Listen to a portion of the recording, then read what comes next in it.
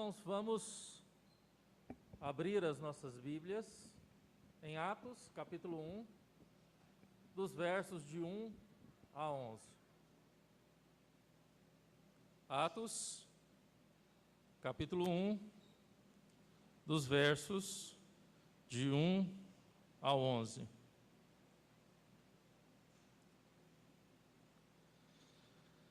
Vamos ficar de pé para essa leitura.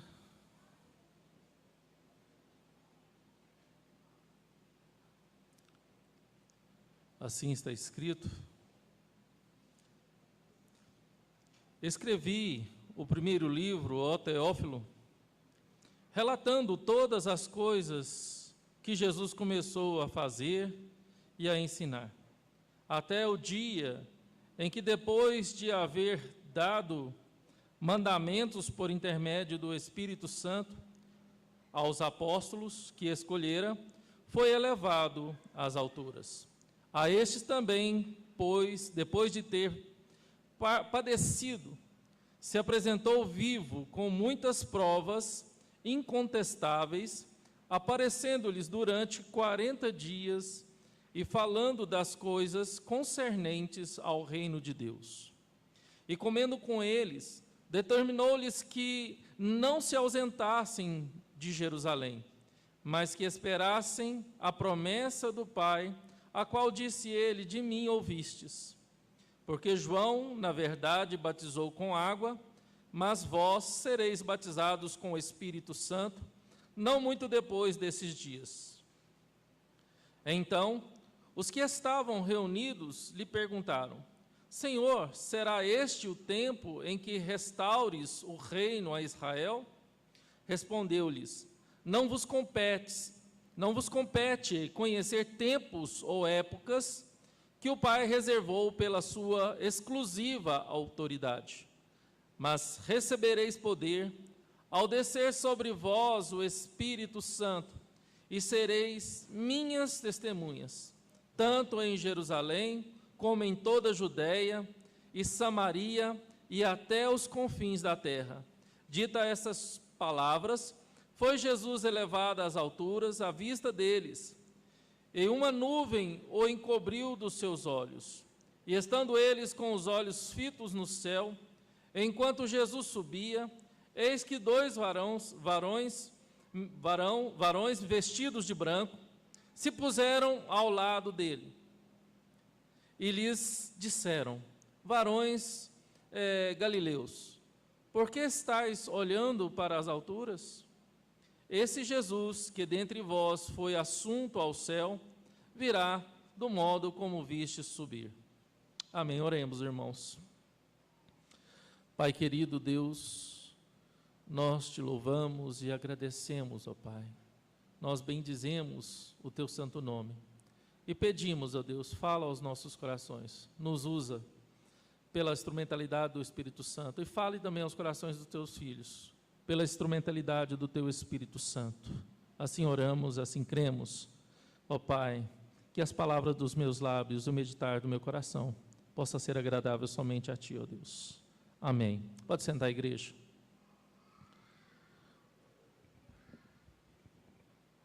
Irmãos, hoje quero trazer uma nova proposta para que a igreja, para que nós venhamos meditar. Será que nós conhecemos de fato o que é ser igreja? Será que nós conhecemos a igreja na qual nós fazemos parte? Será que nós conhecemos a igreja que o Senhor Jesus Cristo instituiu? Será que nós conhecemos a missão da igreja? Então, imbuído nesse propósito, dentro desse propósito, quero trazer para os irmãos aos domingos o que é ser igreja, o que é fazer parte de uma igreja, qual é a missão da igreja, qual é a missão da igreja no mundo, qual é a sua missão como parte desta igreja, irmãos. Entender o que é ser igreja, entender o que é fazer parte de uma igreja, entender a igreja na qual você faz parte. E sabemos que a Bíblia deixa claro que nós erramos por não conhecer. Primeiramente, erramos por não conhecer as Escrituras. Erramos por não conhecer as Escrituras. E erramos por falta de conhecimento em tantas outras áreas, irmãos. Se eu não conhecer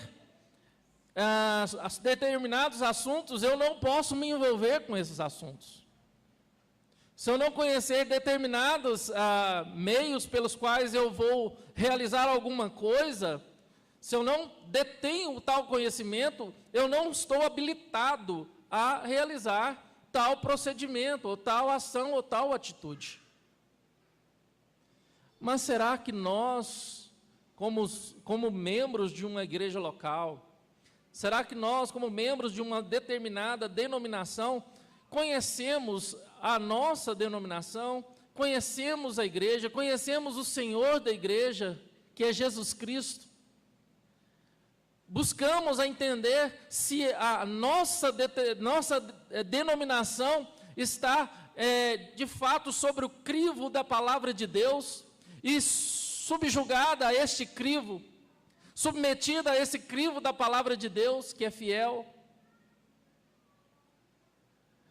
Irmãos, ao olhar para o livro de Atos dos Apóstolos, aqui nós nos deparamos como o segundo livro de Lucas. Lucas, na verdade, escreveu 2 livros. Primeiro, o seu Evangelho, que relata sobre a vida, a morte e a ressurreição do Senhor Jesus Cristo. E o segundo livro, ele escreveu mostrando, de fato, a ação, a ressurreição do Senhor Jesus Cristo, a sua ascensão e a ação do Espírito Santo através da igreja, através dos seus discípulos.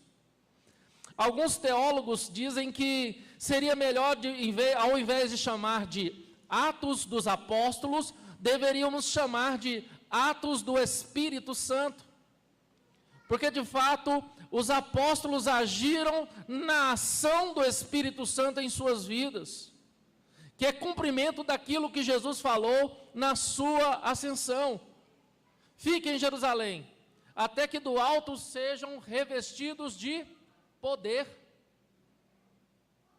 E toda a ação dos apóstolos, toda a ação de Pedro, toda a ação de Paulo, desde Jerusalém até Roma, foi sobre a ação primária, poderosa, interventiva do Espírito Santo de Deus. E a primeira questão que nós devemos, de fato, trazer como vital importância para nós, igreja, será que nós agimos pelo intermédio do Espírito Santo? Será que nos movemos por intermédio do Espírito Santo? Será que somos movidos pelo Espírito Santo de Deus? Será que todas as nossas ações são permeadas pelo Espírito Santo de Deus? E logo nos primeiros versos, irmãos, há uma proposta, uma verdade que Lucas traz para a igreja, e que Lucas traz também para Teófilo, que foi a pessoa na qual ele escreveu as suas 2 obras, tanto o Evangelho quanto o livro de Atos. Teófilo possivelmente era um grego de alto patente, reconhecido em todo o Império Romano.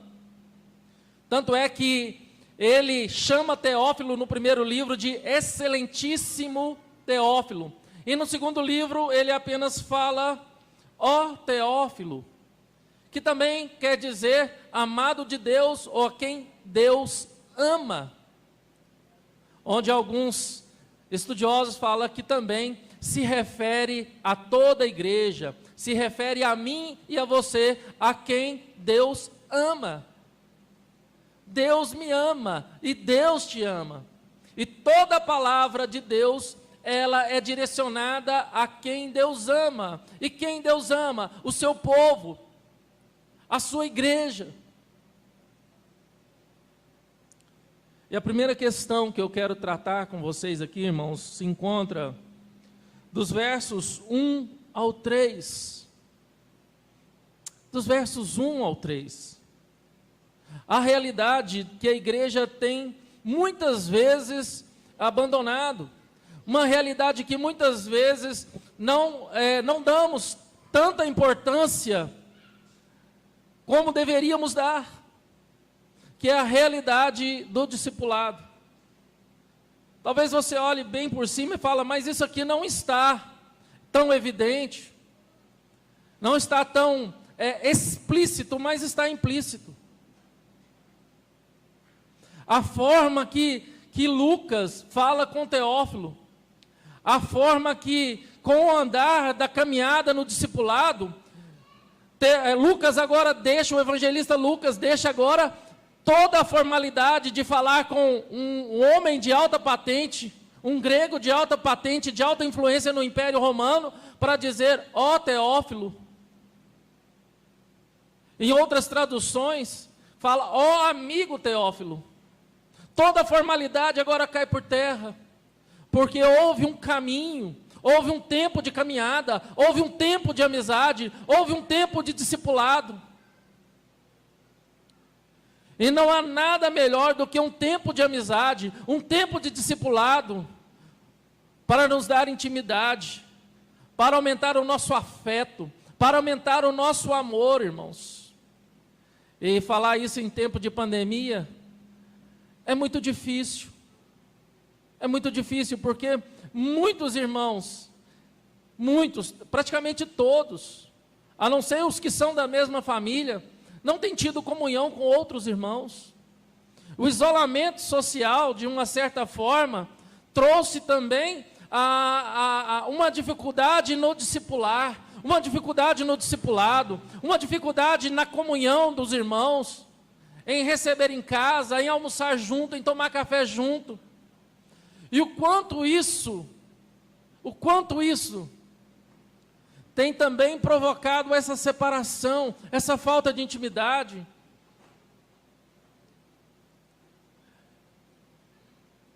Irmãos, a igreja do Senhor Jesus Cristo, primeiramente, foi chamada para ser discipuladora.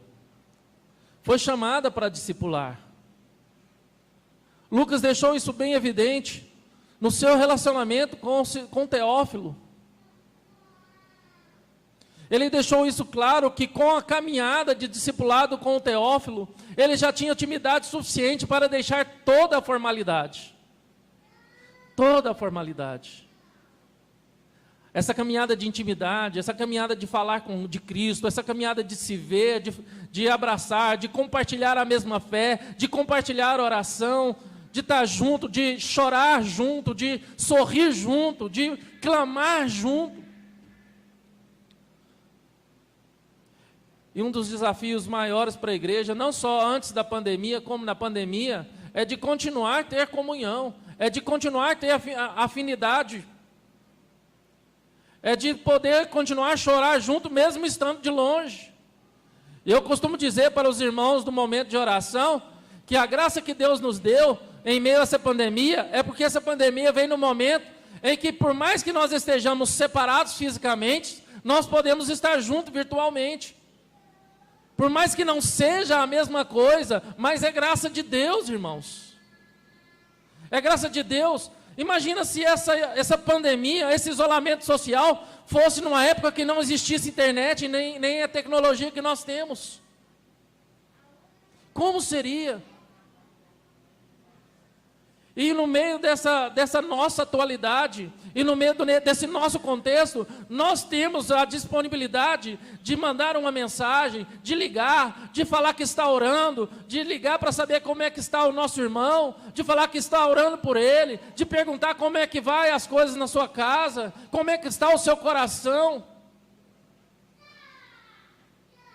Porque eu sei, irmãos, que com o afastamento, assim que com o relacionamento gera intimidade, o afastamento também gera a falta de intimidade. Eu lembro quando eu era criança, meu pai foi trabalhar no Rio de Janeiro, E no começo ele vinha praticamente de 2 em 2 meses, passavam poucos dias. E quando é fé, ele passou a 26 em 6 meses.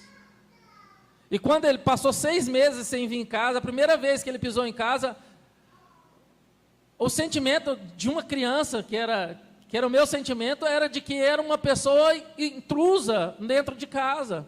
Era uma pessoa totalmente estranha.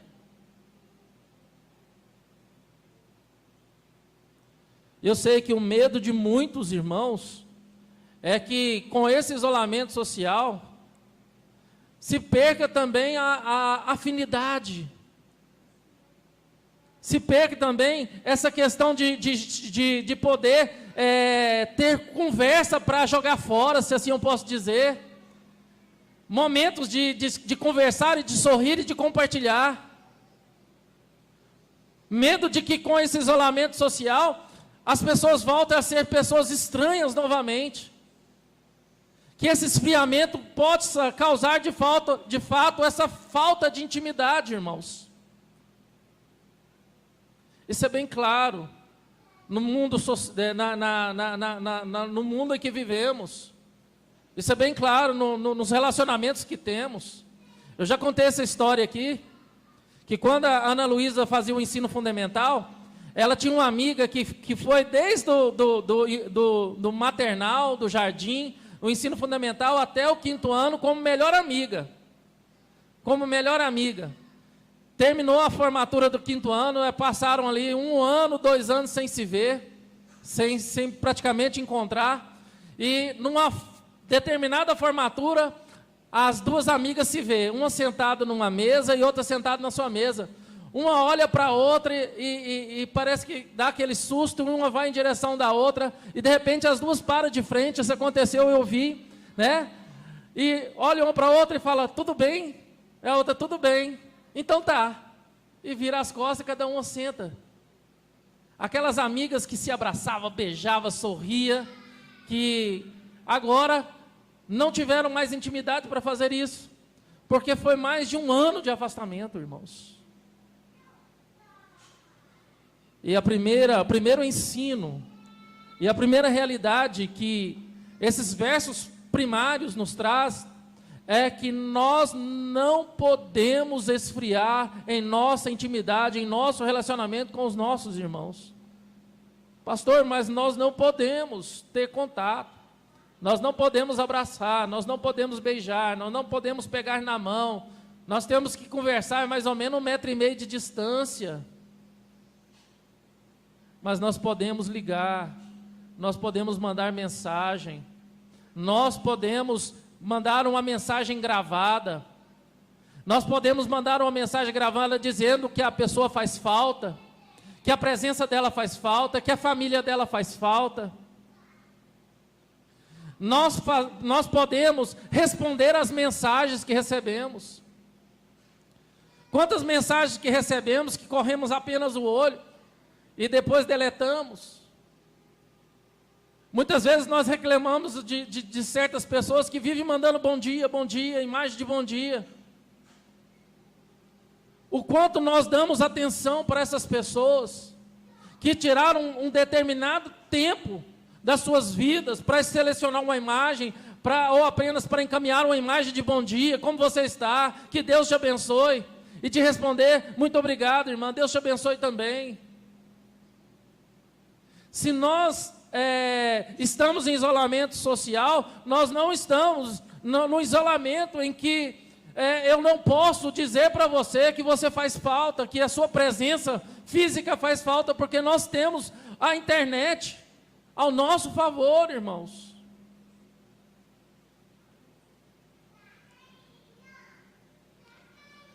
Irmãos, e o verdadeiro sentido de ser igreja é entender o quanto é importante o discipulado.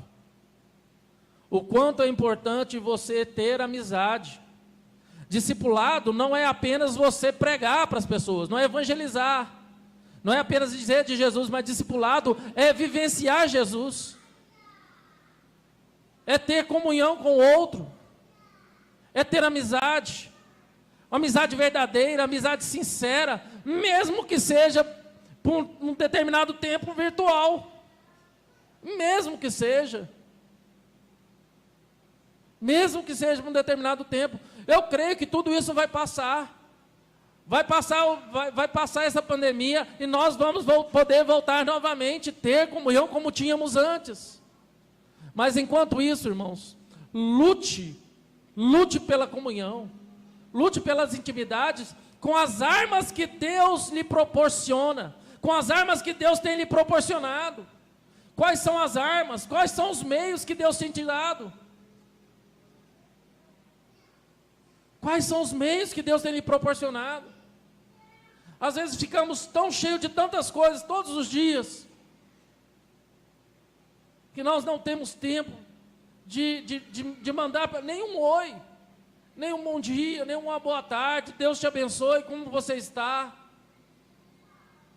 Às vezes passa pela nossa cabeça uma pessoa, a gente preocupa, fala, olha, eu estou tão preocupado, estou tão inquieto em relação àquela pessoa, envolve-se com uma coisa, com outra, passa o dia e de repente nada. E aquela inquietação em relação àquela pessoa pode ter sido Deus falando em seu coração, que você poderia ser instrumento de Deus, para, num momento de dor, num momento de tristeza, num momento de angústia, alcançar aquele coração, que naquele determinado momento estava passando por dificuldade. Eu já recebi várias mensagens de amigos e irmãos, que quando eu mandei uma oração gravada, quando eu mandei uma mensagem em áudio ou mensagem escrita, ela falou, olha, essa mensagem veio na hora certa, porque eu estava passando por isso e aquilo outro. Essa mensagem veio na hora certa. E nós não podemos, irmãos, desconsiderar essa verdade como igreja. Nós não podemos considerar essa verdade de lutar pela intimidade, mesmo que seja de forma virtual. Mas uma verdade, irmãos, será que nós estamos buscando ter intimidade e comunhão com aqueles que estão em nossa volta, que nós estamos continuamente, os da nossa casa, das nossas famílias? Nós vamos entender isso quando nós chegarmos aqui na segunda etapa, dos versos 4 ao 8, onde a segunda revelação é mostrar que, de fato, nós precisamos ter conhecimento. Nós não podemos ter apenas curiosidade. Nós precisamos buscar ter conhecimento, irmãos. E aqui a gente vê a famosa pergunta que fizeram para Jesus: Senhor, será que este tempo em que é o tempo em que restaures o reino de Israel? Irmãos, os discípulos caminharam com Jesus. Os discípulos conviveram com Jesus durante toda o seu ministério. Os discípulos viram a morte de Jesus. Os discípulos viram a ressurreição de Jesus. Os discípulos conviveram com Cristo durante 40 dias num corpo glorificado. E até agora eles não entenderam. Até agora eles não tiveram real conhecimento daquilo que Jesus ensinou, daquilo que Jesus mostrou. E nós sabemos que cada sinal, que cada milagre de Jesus tinha um ensinamento.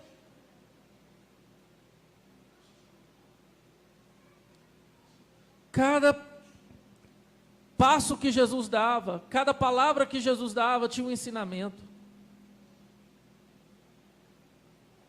E aqueles discípulos mostraram claramente, mais uma vez, e nós vamos ver isso mais adiante, que os seus olhos estavam apenas voltados para as coisas circunstanciais, para as coisas terrenas. Eles não conseguiam ainda vislumbrar que aquele que estava diante deles era o Cristo glorificado. Eles não conseguiam entender que aquele Cristo que morreu, ele também ressuscitou e estava ali diante deles.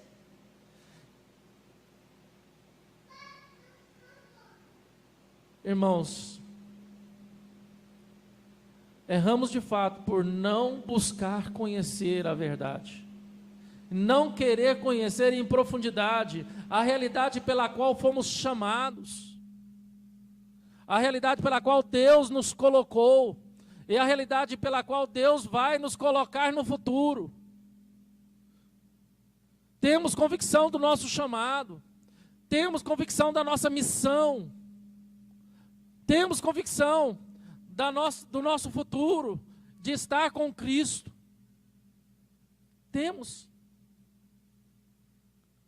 Porque quando os meus olhos estão apenas para a dimensão horizontal, quando eu não consigo entender e olhar e ver que há algo maior do que aquilo que os meus olhos veem, há algo maior e melhor do que aquilo que o meu coração almeja, há algo maior e melhor do que aquilo que eu tanto busco, eu tanto sonho, eu tanto projeto, eu quero.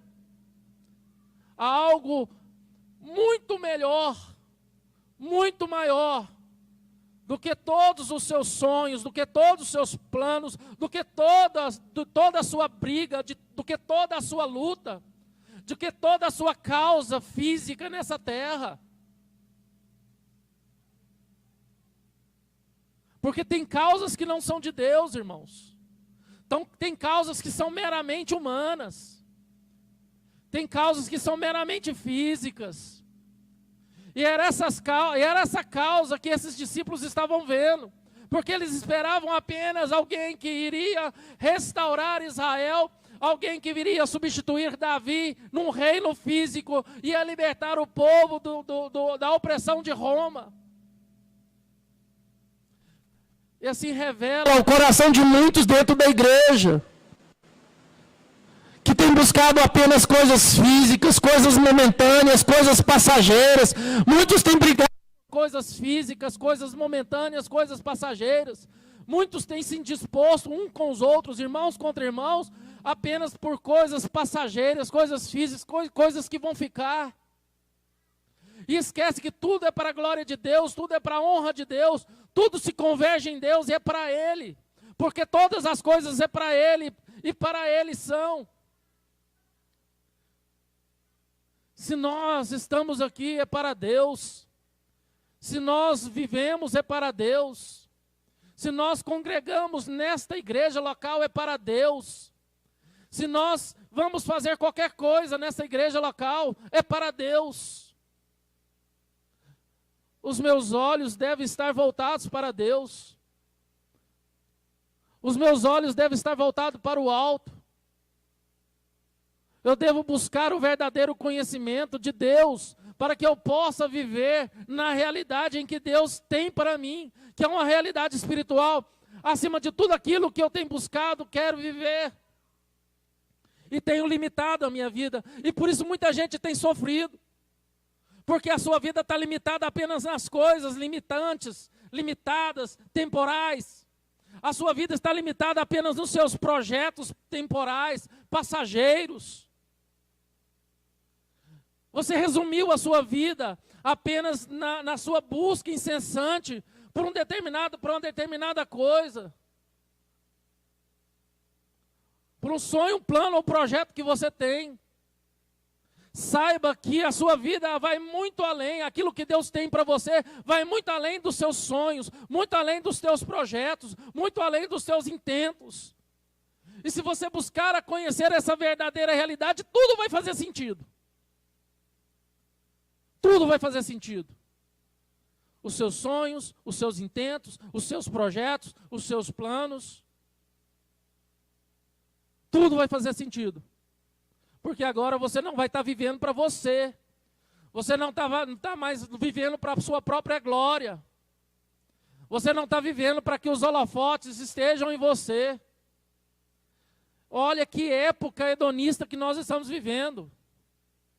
Onde as pessoas estão vivendo em torno dos likes que recebem nas mídias sociais. Fiquei sabendo de gente que entrou em depressão porque recebeu dislikes, porque fez vídeo e não recebeu muito like, só recebeu dislike. Gente que perdeu o sentido da vida porque os holofotes não estão mais sobre ele. ou sobre ela. Pessoas que vivem em torno de fazer vídeos, produzir vídeos, para ser elogiado e para receber likes ou para ter muitos views. Isso é um reflexo, irmão, da nossa natureza caída. Esses digitais influencers, essas pessoas que querem viver disso, é um reflexo da nossa própria natureza humana. Buscamos sempre reconhecimento. Buscamos sempre estar em evidência. Buscamos sempre elogios. E isso mostra claramente aonde está o nosso coração. E o quanto falta de conhecimento de Deus. Porque quanto mais eu conheço Deus, mais esse Deus me toma. E quanto mais esse Deus me toma, mais eu vou viver para a glória de Deus, ao ponto de chegar, viver como Paulo fala lá em 1 Coríntios 10, 31. Portanto, quer comais, quer bebais, quer façais qualquer coisa, fazei para a glória de Deus. E o que fazemos para a glória de Deus? Será que cada atitude nossa é para a glória de Deus? Será que os dízimos que trazemos aqui é para a glória de Deus? Se for para a glória de Deus, não há motivo para que eu pare de dizimar. Porque é para a glória de Deus, não é para a minha glória, e nem para a glória de pastor, para presbítero, diácono, liderança nenhuma, é para a glória de Deus. Então não há motivos para me parar de dizimar, ou dizimar em outro lugar. Se eu oferto para a igreja, para qualquer coisa, para reforma de salão, para reforma de sala, para pintura, se é para a glória de Deus, eu vou dar. Porque não é para a minha glória. Não é para a glória do pastor, não é para a glória de liderança nenhuma, é para a glória de Deus. E é para Deus eu vou dar. E vou dar o meu melhor, dentro do possível. Porque as nossas atitudes refletem muito bem o quanto temos de Deus dentro de nós. As nossas atitudes, a nossa fala, reflete muito bem o quanto Deus tem primazia em nós, o quanto Deus é engrandecido em nós, o quanto Deus é glorificado em nós. Porque tudo é para Ele, tudo é para Ele, e tudo é por meio dEle. Eu gosto muito de cantar um hino e sempre falo isso, que é um hino que tem que ser cantado de coração, com fidelidade, com realidade, que é porque por meio dele, porque dele, para ele são todas as coisas. Será que nós podemos cantar com todo o nosso coração? Porque dele, por ele, para ele são todas as coisas.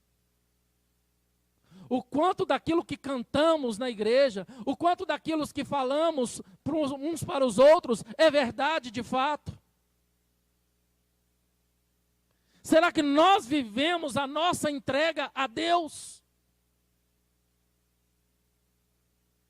As nossas atitudes e palavras demonstram de fato se nós vivemos a nossa entrega a Deus. A nossa entrega está acima de qualquer coisa.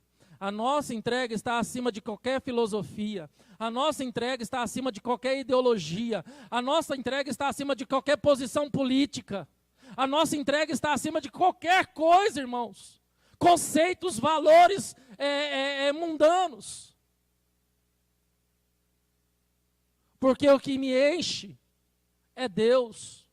E se eu estou cheio de Deus, estou tomado de Deus, os meus valores são outros, a minha perspectiva é outra. E é isso que Jesus fala aqui para os seus discípulos, quando os repreende. Não vos compete conhecer tempos e épocas que o Pai reservou pela sua exclusiva autoridade. Não vos compete conhecer tempos e épocas. Apenas descanse em Deus, apenas se entregue a Deus. Deixa Deus conduzir a tua vida, deixa Deus conduzir a tua casa, deixa Deus conduzir os seus filhos. Não lhe compete. Descansa em Deus. O que Deus colocar no seu coração para fazer, faça com amor, com gratidão e com alegria. Porque todas as coisas competem a Deus.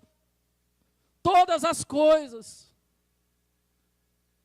Não é o meu juízo, não é o seu juízo. Não é o meu preconceito, o seu preconceito, os meus valores, os seus valores. Há algo maior do que isso. Algo imensurável, algo eterno, algo insondável, que muitos precisam começar a experimentar.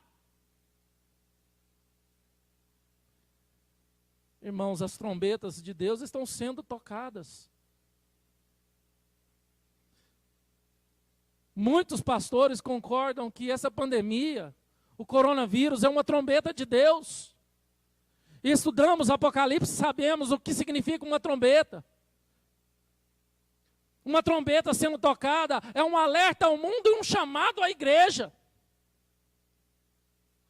Não é hora mais de você continuar vivendo os seus valores. Não é hora mais de você continuar vivendo os seus preceitos. Aquilo que você acha que é certo, aquilo que você acha que é errado. Mas é hora de se entregar totalmente a Deus e falar: Deus, me conduz com o teu Espírito Santo. E essa é a terceira verdade que nós vamos ver aqui nesta igreja, no início da igreja, de uma igreja vitoriosa.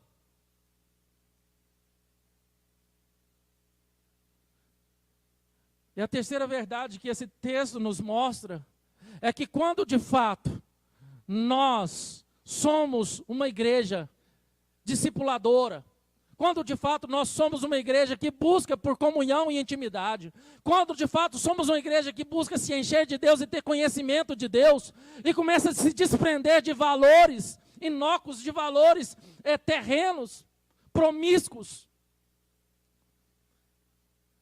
nós somos chamados para viver o martírio.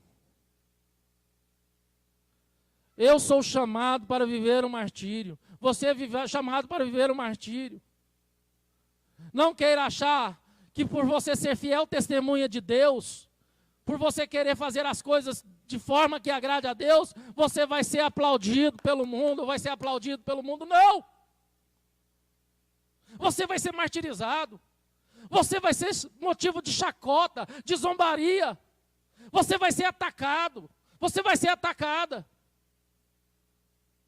As pessoas vão achar que você é bobo, que você é boba, que a sua luta está sendo em vão. E a verdadeira igreja do Senhor Jesus Cristo é composta por pessoas que sabem que vão ser martirizados, por lutar pelo que é certo, por lutar pela vontade de Deus, por lutar por amor a Deus, porque abraçar a Deus é se afastar das coisas do mundo, irmãos. Porque abraçar a Deus, se entregar a Deus, se encher de Deus, é rejeitar as coisas que tentam me corromper para as coisas erradas.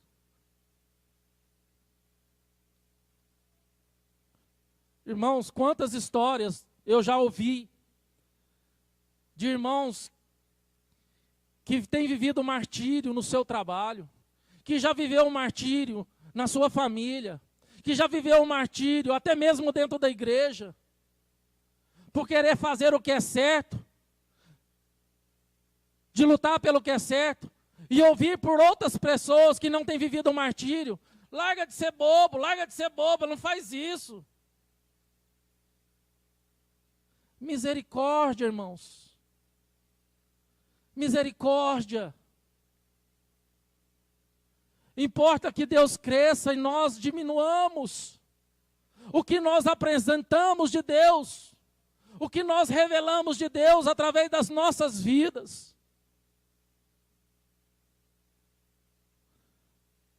E a grande realidade que esse texto nos mostra, nos evidencia para terminar, irmãos, é o que o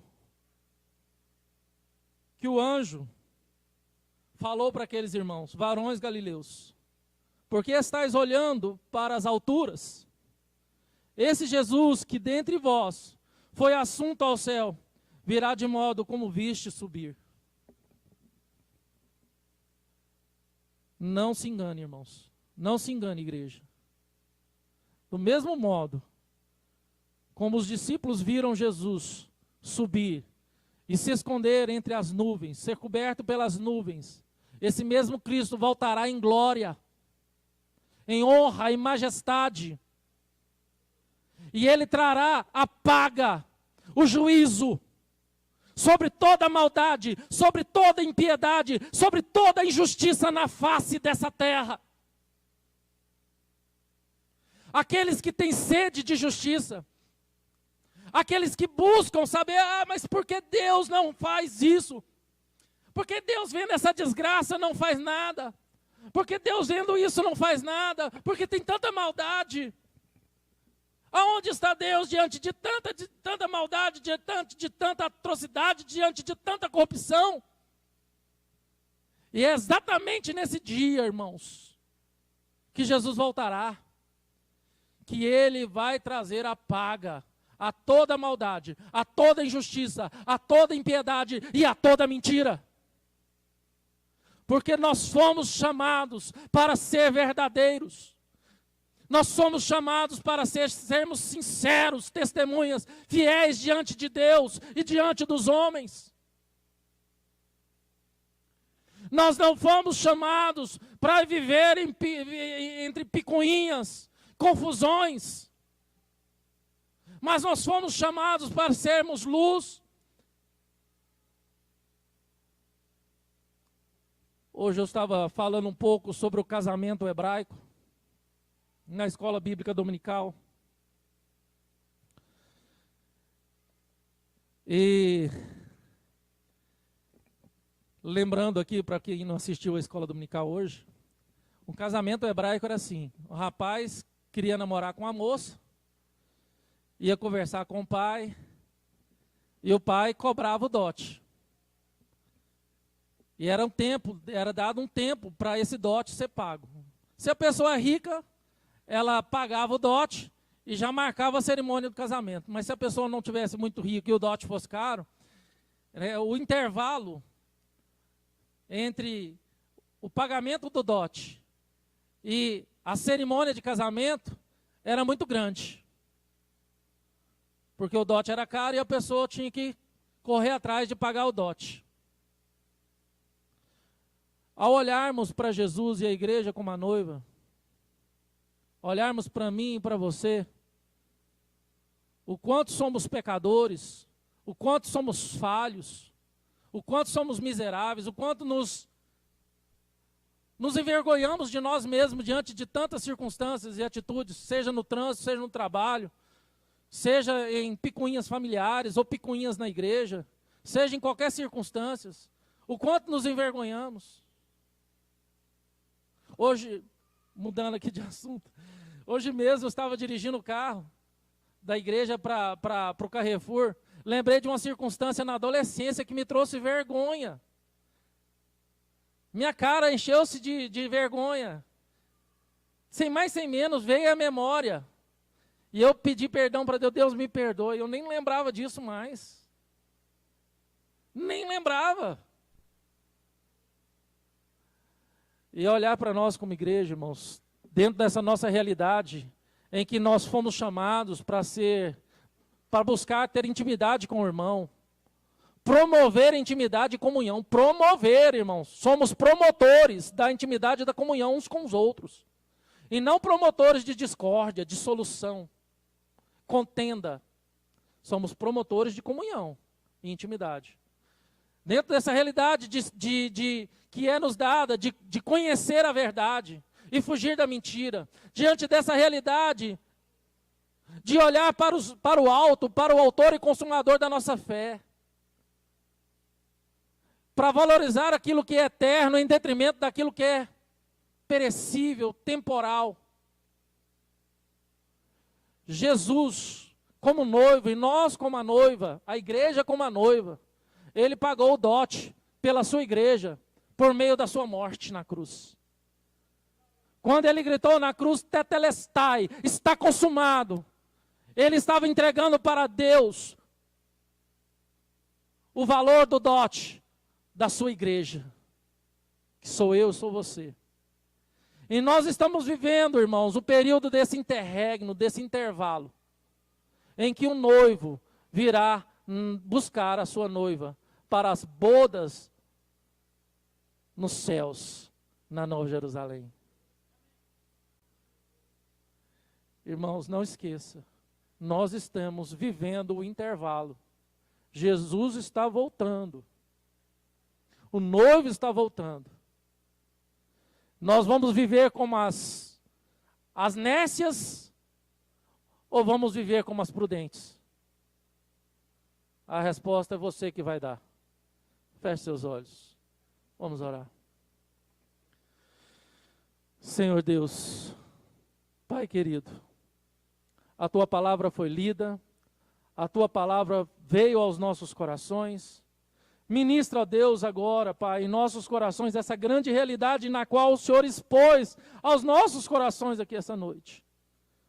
Pai, eu tenho convicção de que eu não falei por mim, mas que essa palavra foi, ó Deus, direcionada, inspirada por Ti, ó Deus, num propósito de ensinar o que é ser igreja, num propósito de mostrar o que é viver igreja, num propósito de se mostrar o que é viver como igreja.